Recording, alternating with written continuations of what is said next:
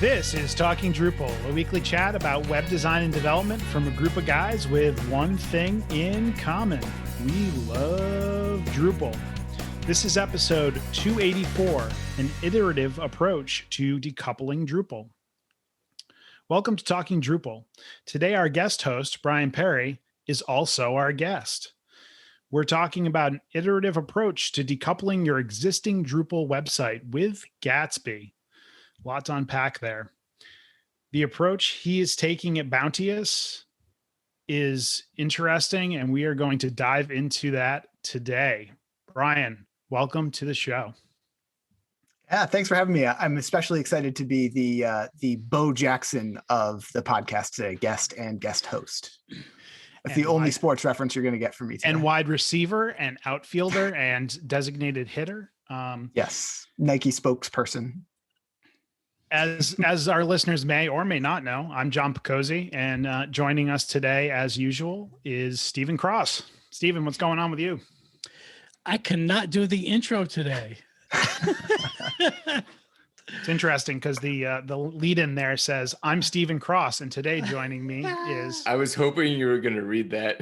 Well, you shouldn't have highlighted it. I'm like Ron Burgundy. I read whatever's on the prompter.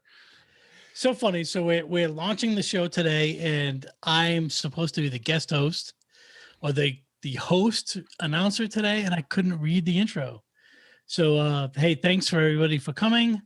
And what's new with me this week? Nothing new. I'm just happy to be here, happy to be working with you guys, and that's it for me. Cool. Well, we'll we're happy you're here too. Brian, what about you? What's new? Yeah, couple things. One is we're gearing up for MidCamp, which is kind of exciting. The kind of local Drupal conference for me, although it's remote this year. It's March 24th to 27th. Registration is open. It's pay what you want. And the format is also a little bit different this year, which should make it kind of interesting. It's really focused on the community in some interesting ways. There's kind of like an introduction and community onboarding day. And then some activities that are really just going to be people from the community, spending time and socializing. And then there's also going to be, in addition to like the traditional contribution day, on conference as well. So we're not taking advanced session submissions. We're actually going to be figuring out the topics we're going to talk about on the fly, which should be pretty great. So looking forward to that and prepping for it, and hope everyone can attend. And then other thing, just a little utility that I found fun that I'll plug is Raycast, which is it's kind of like an alternative to Spotlight or Alfred. I don't know if anybody uses Alfred, but I've never used Alfred on the Mac. But it has just a bunch of really cool integrations. A couple things that it can do that has saved me time and I really love is if you hit just you open it up with the command space and then just hit enter, it will just launch the Zoom meeting for your next meeting, which is great. I don't have to dig around in Outlook or anything. It's so cool. And it also integrates with Jira. So right in line from that like search interface, I can like create new tickets when they pop into my head. I dig it. I have so many questions. I guess I will ask one of them. Is it sort of a thing where like it's an app, obviously, that you download to your computer? And how is it making the connections? Is it storing those logins on your computer, or is it going out to their server, or what's there? You control the integration. So you pick the ones that you want to integrate with. For like the calendar stuff that I mentioned, you just have to give it access to your Mac calendar. And then for things like GitHub or Bitbucket, you have to authenticate. Interesting. All right. Well, we'll be checking that out later. That's pretty interesting. And MidCamp's great. I have never attended a MidCamp, but I don't think I'll make it this year, but maybe next year. So it's a long trip virtually. So I understand. Yeah. Oh, I see what you did there. So what's going on with you, John? Oh, so much. I'm sitting on my exercise ball, which is not overly exciting to many people, but at the UMF offices, I used to have this exercise ball I'd always sit on, and really helped with my posture.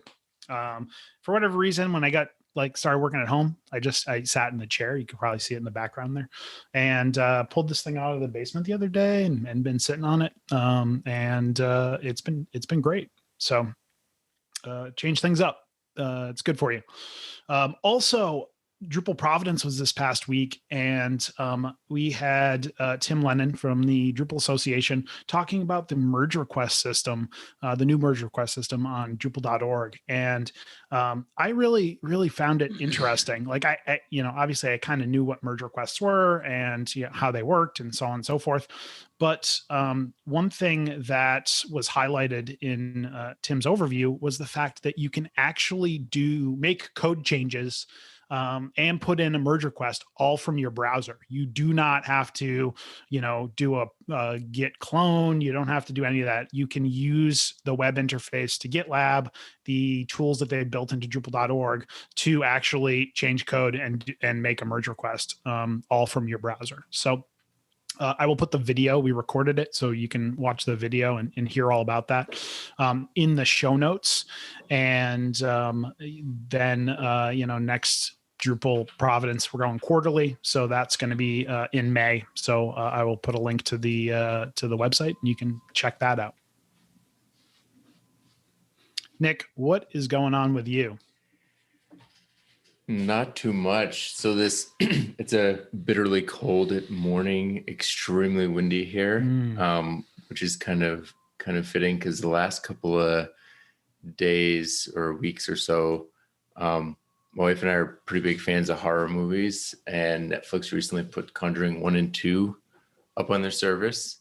So we've been rewatching the Conjuring universe. It's funny. I think Marvel and Star Wars, I mean, obviously there's been other cinematic universes, but Marvel is the big one. But apparently there's a Conjuring universe. They've got 5 or 6 movies in it, and most of them are pretty good. They're not, they're not, maybe probably not the best horror movies you've ever seen, but they're pretty creepy, pretty freaky. One fun fact is the first Conjuring movie was rated R, not because of foul language or violence or nudity or anything, but the MPAA determined it was too scary to be PG-13, which, it's a pretty creepy movie. It's also local. I think it was in Rhode Island. Yeah, that's the one. Got it. I was that movie sounds so familiar. Why? There it is. Yeah, Eric and I have been watching those movies and the spin-offs for a few years. They're fun to watch. There's another one coming out this year. Maybe two this year. Conjuring 3 and one based on the Crooked Man, the one that showed up in Conjuring 2. Yeah, it's funny. I think those films are trying to capture the Marvel universe thing. And it's like Annabelle and these other movies that are kind of connected, but not really. And it seems like a marketing effort more than a movie effort.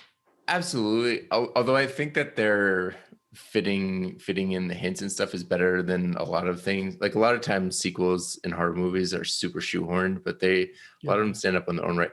One of the really interesting things to me though is that the couple that they're based on, the Warrens, are a real life couple. Yeah, they're real people. Yeah. Yeah. And one of the things that's interesting is I don't think that they were included on the payouts. And the thing is, if the book that they wrote and the stories that they told are fiction, then they're required to be paid because, it's their intellectual property, right? But you can make movies based on true facts or based on somebody's life without their permission or without paying them. Interesting. And since the Warrens represented all of the demon fighting, ghost hunting as real life, I think Warner Brothers, when they were sued, basically presented to the court something like, hey, they presented as a true story. Ghosts are real. This is based on true events. So we don't have to pay them for their intellectual property. The Warner Brothers didn't pay the Warrens. Sounds like an old timey feud of some sort. I think they ended up coming to some. I mean, considering the last movie, did they both pass? did both pass, or the husband and wife, or is one still alive? I don't know. I know one of them did. I don't know if the other did. So, but I'm going to claw us out of this rabbit Can hole. we get back to Drupal? With one small caveat, just wondering, and if anybody's seen the trailer for the latest Mortal Kombat movie, if you haven't, looks cool. Anyway, let's jump into our primary topic. So, decoupling, all the rage. Everybody's talking about it. There are so many different ways to do it. But I don't know that a lot of people are talking about iterative decoupling. So, Brian, let's ask the first and foremost question here. What is the iterative approach to decoupling? Yeah, there's definitely a lot of different ways to describe decoupling. And, this is kind of an emerging term, or like a term that I'm making up. I'm not sure. But the general idea is that, I think a lot of the cases that I have done decoupled Drupal sites in the past, and the way that people have thought about it, has kind of been more of a big bang approach. So we're, completely rebuilding our front end, doing a new decoupled build. And this iterative approach, which we took on with the Bounteous site, is slowly introducing decoupled concepts to an existing Drupal site in this case. And that's even potentially different from progressive decoupling, where progressive decoupling is more, it's portions of a page within Drupal that are decoupled. With the iterative approach, you could still have like a route that is completely handled by a JavaScript framework, but it's just a portion of your site, if that makes sense. So just to make sure I understand you, progressive is a portion of your site or your page, and the iterative approach is kind of moving completely to a decoupled approach. Is that accurate? Maybe it's worth it to like level set on fully decoupling versus progressively decoupling. So the difference between those two things, in my opinion, is essentially what handles the page request, what handles the route. So if you're progressively decoupling, that means that Drupal is handling the initial request. Mm-hmm. And then for some portion of the page, you can think of it as a block, maybe handing over to a JavaScript framework or something other than Drupal. Got it. And fully decoupling is the JavaScript framework handles the page request. Got and it might be talking to Drupal through the API. So in other words, progressively, you're using the Drupal theme and sprinkling in decoupled elements, and decoupling, fully decoupled is obviously using something like we're going to talk about today with Gatsby. Yep. So yeah, this feels like something that's kind of in between those two things, Yeah. So this seems complicated, but what are the? I can confirm that. Yes. Yeah, we can get into that. So I'm interested in what are the factors that you guys weighed in terms of deciding to do this approach as opposed to a fully decoupled approach? Yeah. So from my perspective, there were a few things. One was just kind of the effort and potential risk to decoupling. So it's something that I've wanted to do with our site for a while and thought there were some good opportunities for it. And there's a lot of content on our site that doesn't change frequently. So I think there was the opportunity to statically build some content as well. But it would be hard to take on the effort to do a full rebuild that decoupled the site. So finding a way to take a small slice of that really opened up some options. And then the other thing in this particular case that kind of fed into it is that we were working on like a redesign to portions of the site that was pretty different and really seemed to call for a JavaScript framework. And a lot of the reference sites we were looking at were all, built in React or, Vue, but just, clearly a heavy JavaScript approach. So there were some new pieces of content that we were looking to build in something that seemed like it would be easier to do decoupling from Drupal. So those two things together kind of what took us down this path. You talked about a risk. What was the risk? I mean, the The risk is, well, there's all kinds of potential risks, but one is probably just time and effort, right? So Right. if we're going to do a full scale decoupling, it takes a while. We, might miss our timelines. They might be, we have to manage the existing site and enhancements to the existing site at the same time. But also for us, I mean, a risk was, is this approach to having decoupled content, is it actually going to work well for our team, the developers, but also is it going to work well for the team that manages content on our site? And in reality, I think it's hard to know the answer to those things until you dive in. So, Brian, you talk about risks. I'm wondering, like, in like my business brain, I'm wondering, is this like a cost-effective solution? And like, you talked about timeline and time, but I'm wondering, like, for Bounteous, was there some sort of cost savings to doing this, or was it more of just a, hey, we're gonna do it to learn it sort of thing? Yeah, the cost savings, I think, is a little hard to prove. Overall, if you follow this iterative approach all the way through, maybe it ends up being the same effort, the same cost. But I think, again, for us, it was really easy to justify trying this different approach. And if I, pitch to the stakeholders, for example, we're going to rebuild our site, I don't think people would have been as receptive to it. Sure. When instead I was like, we're going to take this approach to make the design that our XD team put together that was pretty ambitious possible. That's a different way to frame it. Mm-hmm. I mean, you can also easily break it up into separate mini projects. Rebuilding and decoupling is, you have to get to it's waterfall. You have to get to the endpoint before you can launch. Where this, you can launch a couple of routes at a time. And if it's not working, and you need to, it sounds to me, based on your overall like high level overview, you can pretty easily switch to a fully decoupled solution. Like if the iterative approach isn't working, you can stop the iterative portion, keep the work that you already did, and then finish the rest of it and launch it in one fell swoop. So it's, it seems like a low risk way to get started. And alternatively, if going the other way, that this was just met with resistance and it just didn't work for our team, it would also be easy for us to get out of it too.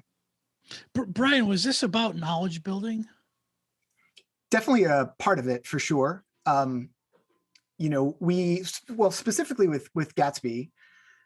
So we do a lot of React work at Bounteous, and our Drupal practice, folks in the Drupal practice were looking to learn more about React. I've also been following along with Gatsby for quite a while. I think I was on the show a while back talking about static sites. And we've had a little bit of trouble finding the right opportunities and the right projects for Gatsby. So this was a great opportunity for us to, dog food it, have an example that we could point to, learn some things. So it's definitely part of it. So what are some of the other benefits of this approach? I mean, it sounds like being able to start small, learn Gatsby, easier to sell to stakeholders. Were there other benefits to this approach? Yeah, I mean, those are probably the main ones, but also I think I don't know if it's specific to this approach as much as just an iterative approach in general. It really allowed us to kind of slowly figure out how we could, as we started building React components, how we could use them. And, in the kind of second phase that we took on, we were able to reuse some of those components to create new templates. And there were cases where we were deciding between like what we should use out of our React templates and our Drupal templates. And I think if we were just kind of blue sky designing, we wouldn't have been able to as easily prototype those things and let it evolve. So, and that kind of falls into, the topic of, how we decided what to tackle first. This is a really smooth transition, everybody. But for us, it was kind of easy because we were really actually just looking to we had designs, new ambitious designs for really just 2 pages, the homepage and this page about our co-innovation concept. So that was a really easy line for us to draw. Like, it would make sense for us to build these as decoupled pages and leave the rest of the site where it was. But then,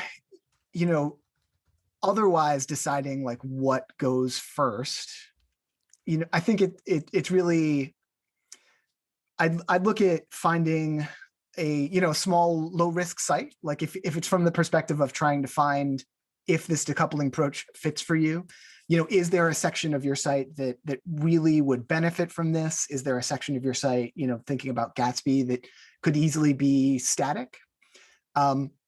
Or taking the opportunity to try to tack this on to, some new initiative where it might make sense, rather than, taking on effort to rebuild things that already exist and are fine. Brian, how far are you guys into this? So we launched the first new Gatsby-based pages in December, I believe. Okay. And then last week, I think it was, we introduced some more pages that were being handled by Gatsby. So our top level services page, our About Us page, and then some of the kind of second level service offerings that we have. So not too far, a few months, and probably like 7-8 pages. So what is your thoughts so far about how this could be to rolling this out to 100% of the website? Do you have any initial thoughts about this? We certainly could do that.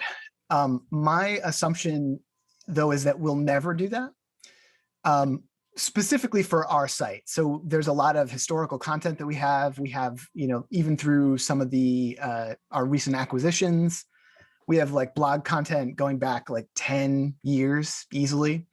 And, those blog posts aren't changing.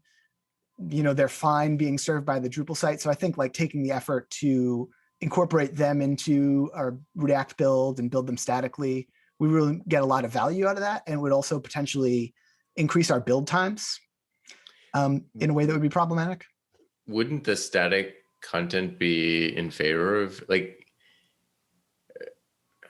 I would think if something isn't changing often, static is kind of the way to go, like almost as an archive, just even if it was a separate build process that took a little longer, but it was like outside, like talking about iterative and progressive, having that, you would get a huge speed boost if all that was statically served as well. Is that not something that you considered, or? Yeah, that is also true. So, I mean, I'm kind of coming at that knowing a little bit of the potential challenges behind the scenes with that. Mm-hmm. So, that would depend on a build process that is either really well cached or incremental. And maybe there are some recent ways to handle that in Gatsby. I think if you use Gatsby's cloud service, it can handle incremental builds. I'm just not super experienced with how that happens for a local build process. But the other thing is that the actual build asset, considering that a lot of those posts have a lot of images associated with them, mm-hmm. gets really large, and you have to kind of ship that build asset around. But yes, there would be advantages from a caching perspective. We're using like Varnish to essentially cache those things, in front of the site anyway, but it's kind of the overall effort, and, keeping it simple, keeping it a small number of pages has been helpful for us so far.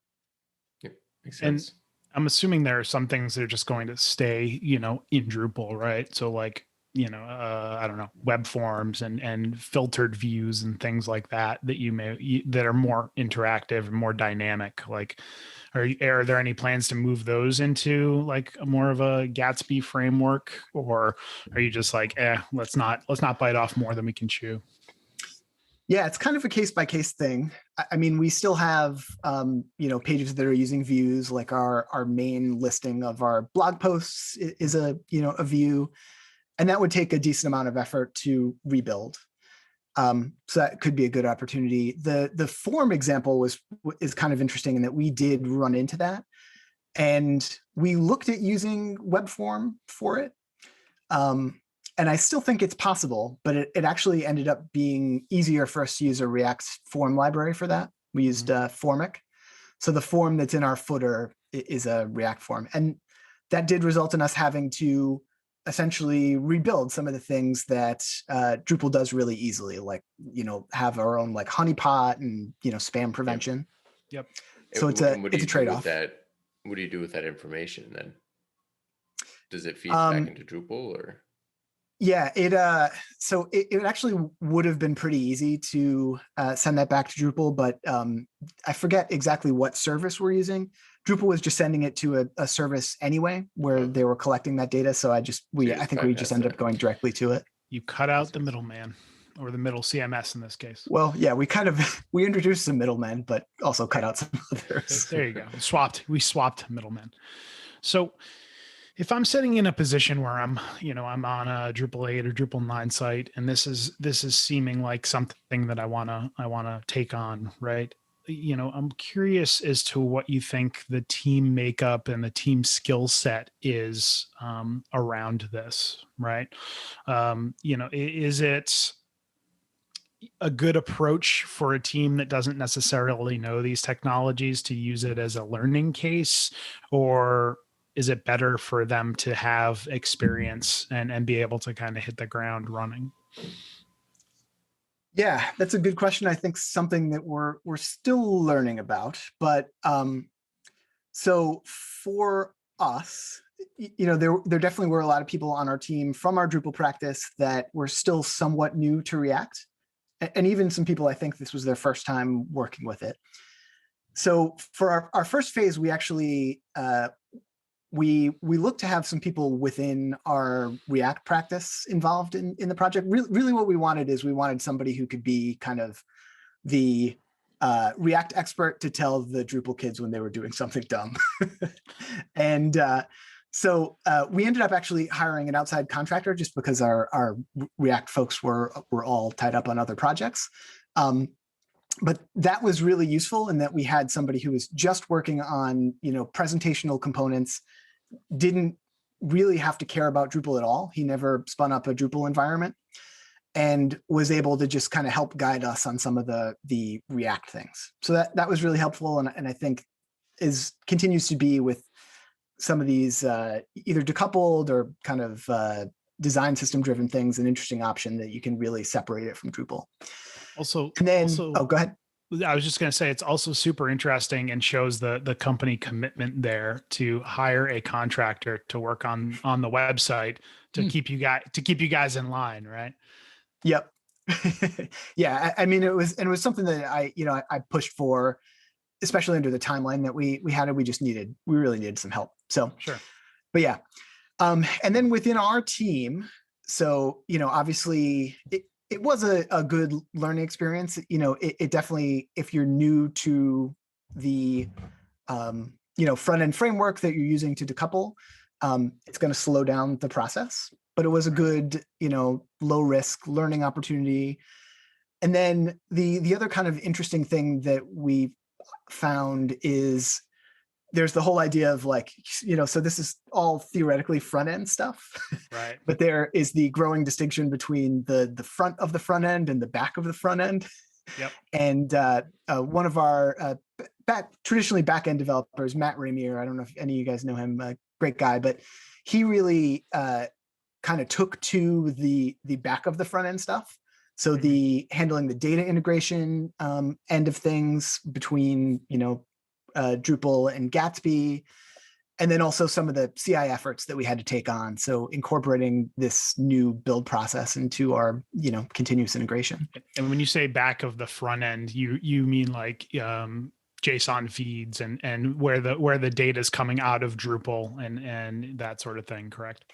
Yep. Yeah. Where it's all JavaScript at the end of the day, but it's less, the presentational stuff, less the stuff that's going to be rendered on the screen, and more getting the right data into our components. Right. Very cool. One of the things that I'm kind of interested in is you mentioned one of the key differences between progressive decoupling and this iterative approach is how routes are handled. So I'm kind of curious at the entry point, how are you determining whether something should be handled by Gatsby versus Drupal? And is that part of your build process as well? Yeah, that was something that evolved a bit over this process. But so at least with what we're doing, there's basically going to be routes that are built statically by Gatsby. So things that are just handled by Gatsby and things that are handled by Drupal. So deciding where that line is, especially in this most recent phase, that was really driven by the design system components that we wanted to use. Do we want to build with Drupal things, or do we want to build with React things? And then, actually handling the difference in routes. So far, we've done it actually just with a series of HT access rules. So for our initial launch, we just had 2 pages. So that was just super simple HT access rules. And then for this next phase, we created some kind of more generic decoupled content types. So it's not as predictable like what content on the site would be a Gatsby page. So this was another thing that my coworker Matt dug up. But we have a HT access rule that essentially just says, well, I guess stepping back a second, our build asset for Gatsby, it's in a I can't remember if it's called a static directory or a site or public, but there's essentially a build directory in Drupal's doc root where Gatsby puts its build asset. And our HT access rule just says, if something exists there, if a route exists there, that always wins. So if there is a static version of the route, which is something Gatsby built, use that. Otherwise, fall back on Drupal. Okay. That makes a lot of sense. And to be clear, that's only going to work with something that's doing a static site generator. That's not going to work with something like React or Vue out of the box, because they've got their own route handlers. Yep. Yeah. And I mean, technically, Gatsby has that, but there also is the static route behind the scenes. So I'm sure there are other ways to handle that. I haven't done it. And then kind of an interesting kind of challenge that came along with this was configuring the Gatsby Source Drupal plugin to just use a subset of the data on our Drupal site. Because as I mentioned, there was a ton of content that we weren't using at all in our build. So it took a little bit of finagling to kind of get to that point. That was kind of interesting. Once we had to bring in files, by default, the plugin says, "Oh, great, I'll get all of the files," which was not what we wanted. So the short story there, and I actually ended up, I'm working on a blog post for our site that goes into this. I also posted just this little snippet on my website as well. We'll include it in the show notes, but there's a handful of configuration options and filtering rules for the Gatsby Source Drupal plugin that essentially allow you to only import referenced entities if they're going to be used in your build. So that helped tremendously keep our build times low. Interesting. I'm wondering, so it sounds like throughout this process, right, there's a lot of moving parts, a lot of things changing. You talked about work being done on the CI, the CI pipeline. I'm wondering what kind of workflow changes the team had to, I won't say overcome, but they had to work within, right? So how did their workflow change from, the typical Drupal workflow to working in this new workflow? Yep. Yeah. This was one of the kind of largest areas of change and largest efforts. And I think that we knew there were going to be a lot of workflow changes, but maybe didn't even anticipate how much of an impact it was going to have. So for CI, so we needed to update we would run like a, composer install and Drupal config and all that good stuff when there were code changes. But now we also had to handle the Gatsby end of things as well. So we had to run, npm run build as part of that process. And also, depending on what environment we're running it in, we would have to point it to a particular Drupal instance and all kinds of things like that. So it took a little work to get that right. And then it changed the content editing experience as well. So within the CMS, the site was initially built using paragraphs pretty heavily. And we considered our options there, but eventually decided to continue down that path that actually worked out better than I anticipated for this decoupled approach. So what they're building in the admin UI is pretty similar to what they're already used to. Mm-hmm. However, when they're finished with it, that's a different process. Like before they would be able to hit save or preview and just go look at it. Mm-hmm. So we were kind of still putting it through its paces, but we did use Gatsby live preview. So there's a Gatsby preview button so they can see what the React version of the page will look like. So that obviously helps quite a bit. But then like actually looking at the content before we're going to push a build to production, that was a different process as well. So initially, when we were first doing this, they would, ping developers in Slack and say, run a build, and that was just getting it out the door. But, and I'm, shouting out Matt Ramier a handful of times in what we're talking about here, because he did a bunch of great work on this, but we're using the build hooks module to help with that. Mm-hmm. And he created a sub module for that for Bitbucket pipelines. But the end result is that somebody in the CMS can go and trigger after they've edited content, they can trigger a build that goes to our staging environment. There's just a button they press, and then they can go look at the final built version of the site in staging. And then once that's been approved, we can just drag that tag over to production. So it's different. I imagine that only triggers the Gatsby portion of the build and not the full site build, right? Or are they able to now trigger full site builds? And yeah, I mean, honestly, tying content to deployments can cause some bottlenecks that normally wouldn't exist. Yep. Yeah, I think technically what happens, so like none of the code would change because it's running that pipeline with the code that has been deployed to the staging environment. So our hooks might technically like run config import, but like nothing should have changed. But yeah, so it's mostly on the data side, but I mean, you're exactly right. Like there are a lot of different things with this approach. So one question I wanted to dig into a little bit there. You talked about using paragraphs on the data entry side, and then obviously you're building these pages with Gatsby. I'm just curious how that translates. How are you translating those paragraphs on the data side into something that you can use with a React component on the front end? That's a great question. Yeah, and something that we had to work through. So the Gatsby Source Drupal plugin represents the paragraphs and those entity references really nicely. I thought it would be pretty hard to get at that stuff, but that wasn't true. Okay. But what we did have to solve for is the way that we're using paragraphs in these particular templates is that you can add any number of paragraph types in any order. Mm-hmm. So it's a lot different from like, we know that there are going to be these fields on this node and we just shove them into the template here. What the layout looks like, we can't predict in advance. So we ended up creating a utility. I first built it as a React hook, and then we learned that it didn't actually have to be a hook and was essentially just a function we were running. But I think we just called it paragraphs to components.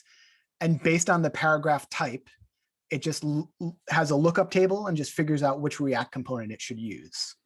So you get back an array of all of the components for those paragraph types in the order they're set in the UI. And then you just, I'm assuming, iterate through them, like, hey, go through this until you get to the end. So that way we know all of our paragraph components, and then you put them on the screen. Yep. Yeah, there's obviously some subtleties to that, but that's the basic idea. Yep. Yes, that was an oversimplification. Sure. In case you were wondering. Yep. And I'm hesitating going down the rabbit hole on that one, but yeah. No, we'll move right on. So we mentioned a little bit of kind of the CI workflow changes and the, content editing changes. I'm curious about the front-end developer workflow changes though, because now, they're still working in Drupal sometimes, they're working in React sometimes. Do you have different people working on those platforms? It sounds like it was similar people. Like, how do you handle that context switching and making sure that, if something is, you mentioned paragraphs, if a paragraph is displayed in Drupal and displayed in React, do you have rules for how similar they have to be? Like, how are you handling that process? Yeah. We, especially when there were kind of there was Drupal work and React work kind of going side by side. We did have members of the team who tend to work primarily on Drupal things versus primarily on React things. So we did have that division. And then kind of changes to this process I'm struggling even to find kind of where to dive into this, but so we definitely had some cases where there were paragraph types that were really intended just to serve React components. Mm-hmm. So that simplifies the process. But then there were some cases where we were using either existing paragraph types or paragraph types that we wanted to use within the context of the React pages. And I don't know that I have a really good answer. It does get kind of complicated, but I mean, the biggest thing is just that the workflow for front-end developers is different, right? On the Drupal side, you change your Drupal templates, you clear cache, you should be able to see the thing. And then on the React side of things, either you're initially working in Storybook. We used Storybook for, building out our functional components and prototyping. And then, if you want to see it with Drupal data, you got to have your Drupal instance up. It's got to be able to source all that data. You got to run the build process. So it definitely was just a different process that people had to get used to. I don't know if that answers your question or not. Yeah. And it sounds like it's fairly significant. Like, it's not trivial. Did you find that, what was kind of the lead up time for that? Did you find people figured it out within a week or two, or were you kind of having to really refine the process for much longer than that? Or I'm always curious about new workflows. How, one of the things is how complex is it to implement and how complex is it to maintain? Yep. Yeah. I mean, it takes some time, but I would say it for the folks that have been involved, it hasn't taken a huge amount of time. And I think we've tried to be smart about the type of stuff that they took on, right? So there are things where you have to know a lot about React, like if you're integrating the data or dealing with hooks, which is a weird API in general for people to wrap their heads around, versus cases where we're making essentially like presentational changes where even though it's JSX in React, it's really just markup and styling. And that's a lot easier for people to kind of jump in. And over time, as they get introduced to that stuff, it gets a little bit easier and they get more comfortable with more of the React thing. So finding the right place for people to get started helped. Brian, what are the security concerns with the decoupled versus the Drupal website? Yeah, that's a good question. It definitely is different, because these are, a series of node dependencies. Yeah. Because we're building all the Gatsby content statically, though, that also kind of does change things a little bit. The attack vector is probably smaller in that case compared to some of the things that we have to do on the Drupal side. But yeah, we do have to keep up with security updates, and we try to run, like npm audit frequently, which will tell us packages that have security issues. But if I'm being honest, we're still kind of learning that end of things too. The node ecosystem, the packages that we depend on seem to update, and even just Gatsby as a whole seems to update more frequently than, the Drupal updates that we get, and on a less kind of clear cadence. So, we're still kind of figuring it out. What are the challenges that you wish you knew when you were getting started with this project that would have made it a little bit smoother? Yeah, so one challenge that I did know that our developers kind of ran into was dealing with images in this particular setup. People repeatedly find kind of challenging. The Gatsby image handling is really powerful, but kind of complicated. So that was a challenge for people. We already talked a lot about the overall workflow changes, and just really understanding the impact of that is something that I think we should have taken even more seriously than we did. But the other big challenge that we've run into that I didn't really anticipate is basically the whole team, but especially our designers, have had a little bit of trouble understanding the distinction between our kind of two design systems at this point, the React components versus the Drupal components. And especially like some of the ways that we're trying to make things look similar and blurring the line between things.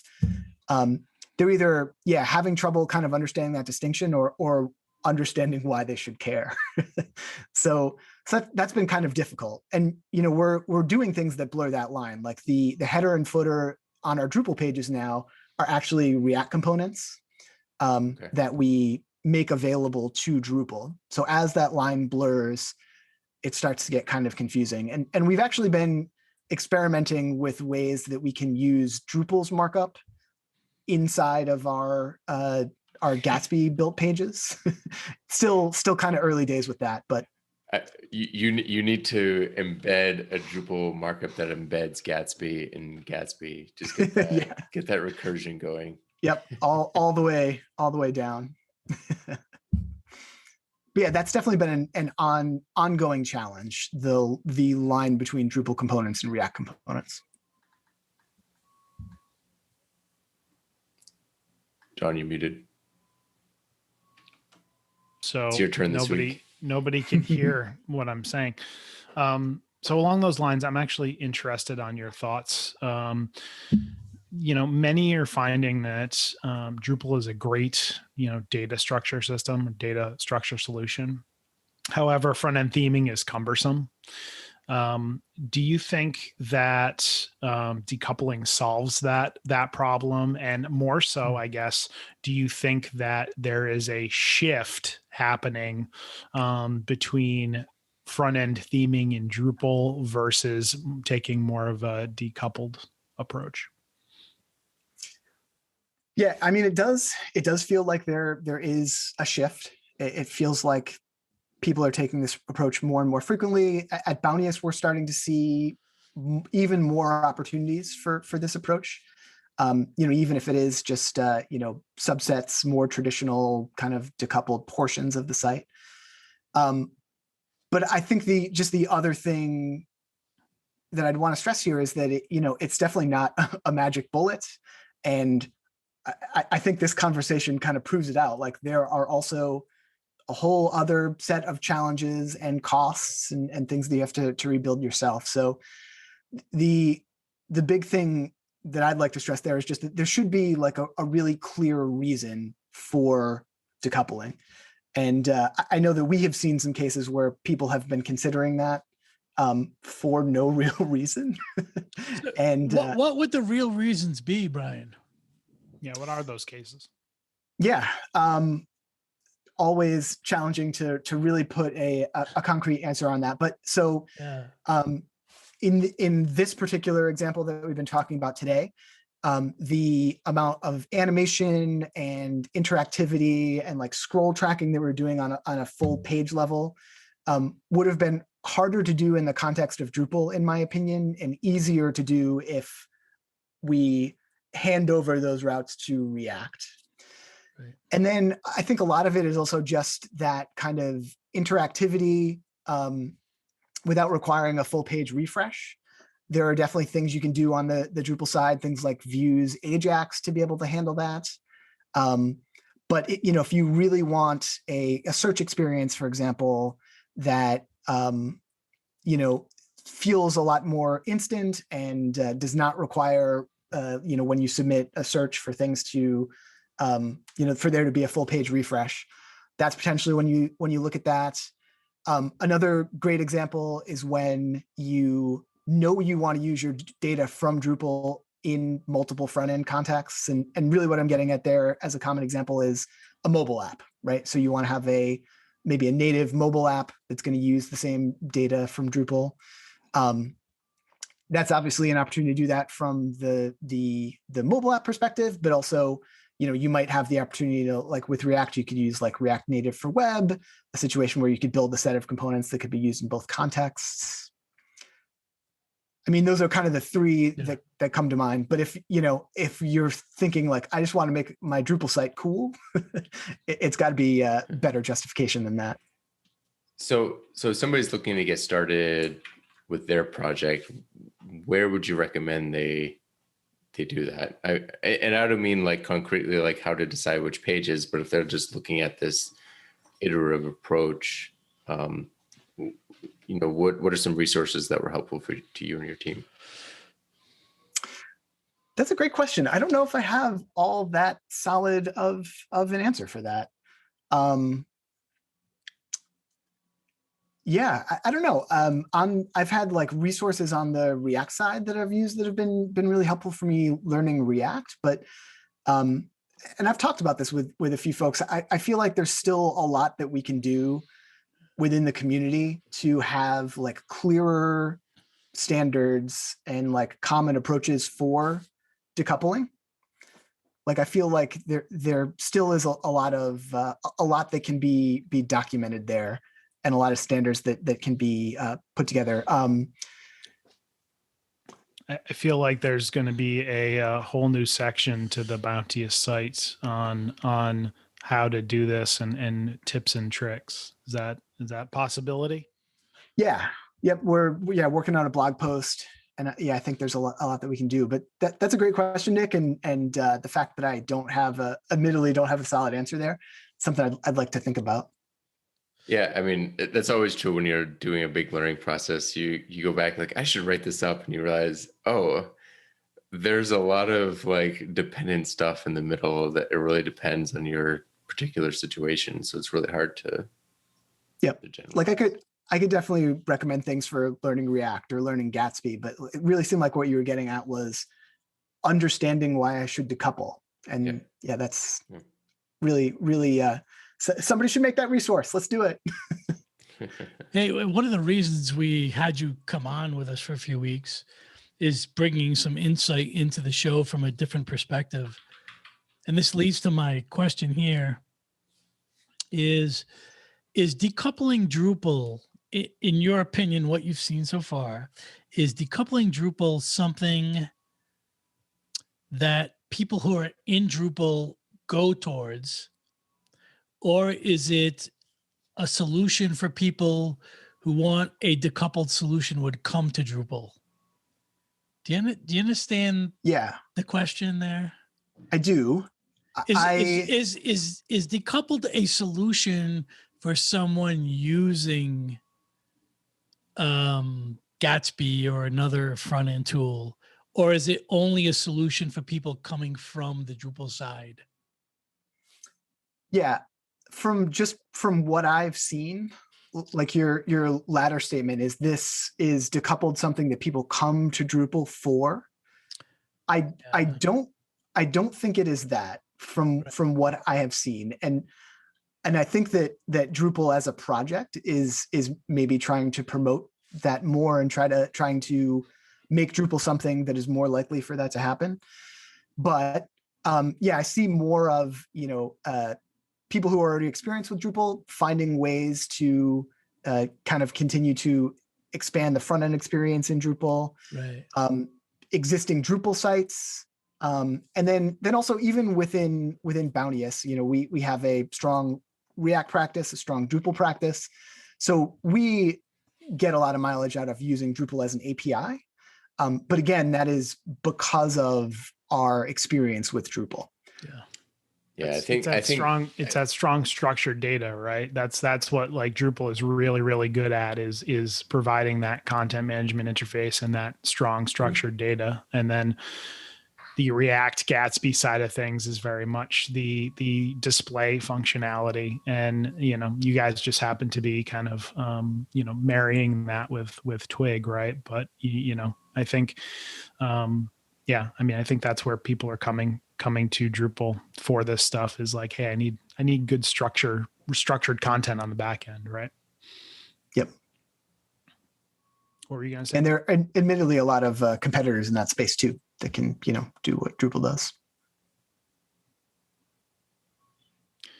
All right. Well, if you have questions or feedback, reach out to us on Twitter at Talking Drupal, or you can contact us in the Drupal Slack in the Talking Drupal channel. Last but not least, you can email us at show@talkingdrupal.com. If you'd like to get show updates, you can do that by signing up for our newsletter at talkingdrupal.com/newsletter. Hey, thanks to our patrons for supporting Talking Drupal. Your support is greatly appreciated. You can learn more about becoming a patron for Talking Drupal by going to talkingdrupal.com and choosing the Become a Patron button. I'll tell you right now that the raw feed of this show is going to definitely make that contribution worthwhile. You're welcome. So, Brian, thank you for joining us. It was a great topic and really, really informative. If folks are looking to get a hold of you, where can they do that? Yeah, Bry Comedy on Twitter, brianperry.dev on the web, and then also check out the Bounteous site. We're working on some blog content around this topic that if you like this, you might find that interesting too. It's super fast, which is awesome. Stephen, what about you? StephenCross.com. That's it. Nick? Find me pretty much everywhere at Nixvan, NICXVAN. And as always, I'm John Picozzi. You can find me on all the major social networks and Drupal.org at John Picozzi. And you can find out about Oomph at oomphinc.com. If you've enjoyed listening, we've enjoyed talking. Have a good one. Bye.